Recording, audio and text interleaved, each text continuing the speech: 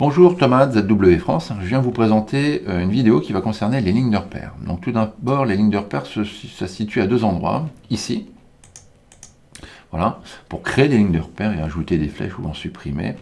Et sinon, ça se retrouve dans l'onglet Annoter et dans le groupe de fonctions lignes de repère. Donc on retrouve les mêmes choses, mais on va pouvoir gérer les styles. C'est ça qui va nous intéresser. Donc tout d'abord, pour créer une ligne de repère, rien de plus simple. On clique sur ce bouton-là, on spécifie la ligne de flèche. On pointe ici pour écrire du texte et on l'écrit. On fait OK. Le résultat est celui-ci. Le texte est beaucoup trop petit, mais il y a aussi la flèche qui est beaucoup trop petite. Bref. Ici, première chose à ne pas faire, c'est de sélectionner la ligne de repère et d'aller changer à droite différents paramètres. On va perdre son temps. On va plutôt aller dans le style. Et on aperçoit que le style ici de la ligne de repère, c'est le standard. Je vais cliquer sur ce petit bouton-là. Voilà. Mon standard ici, je vais aller le modifier. Et ici, là encore, je ne vais pas perdre mon temps avec tous ces paramètres-là. J'ai ici, dans la structure du repère, un paramètre multiplicateur. Il me suffit d'essayer. Je vais mettre 50, je vais faire fermer. Et donc là, j'ai bien ma flèche et tous mes paramètres qui ont changé de taille. Donc beaucoup plus pratique. Donc pour les lignes de repère suivantes, ça va être exactement la même chose.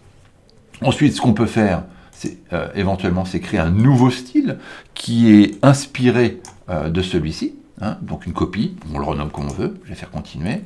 Ici, qu'est-ce que je peux faire? Je vais changer éventuellement mes pointes de flèche. Cette fois-ci, je vais plutôt des points. Voilà, je vais faire OK. Je vais mettre ce style courant. Il apparaît là-haut, et donc à partir de là, je vais pouvoir rajouter des lignes de repère. Je vais aller repérer la charpente ici. Voilà. Charpente bois.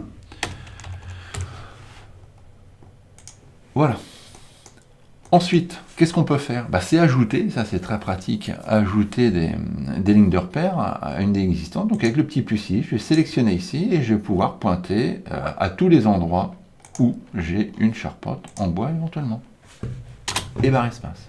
À partir de là, on voit bien que le texte, quand je bouge le texte, mes lignes de repère suivent. On peut évidemment affiner ça en retournant dans le style. Il y a beaucoup de paramètres. Typiquement ici, je vais préférer éventuellement dans son contenu avoir une association verticale au centre. Ça peut être intéressant pour celui-ci.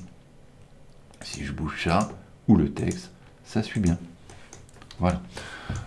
Dernier point là-dessus, on n'est pas condamné à mettre du texte sur une ligne de repère. Donc là aussi, je vais éventuellement, à partir du standard, plutôt faire un nouveau style, copie 2.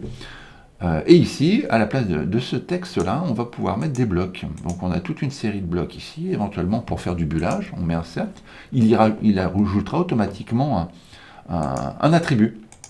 Donc à partir de là, si je fais ça, je vais pouvoir éventuellement repérer éventuellement cet élément-là, tac, on met un 1, voilà. Je relance ma commande, je vais pouvoir repérer aussi un 2. Donc ça peut être très pratique dans ce sens-là. Donc ça, ce sont les lignes de repère. Vous pouvez vous créer autant de styles que vous voulez. Voilà, merci.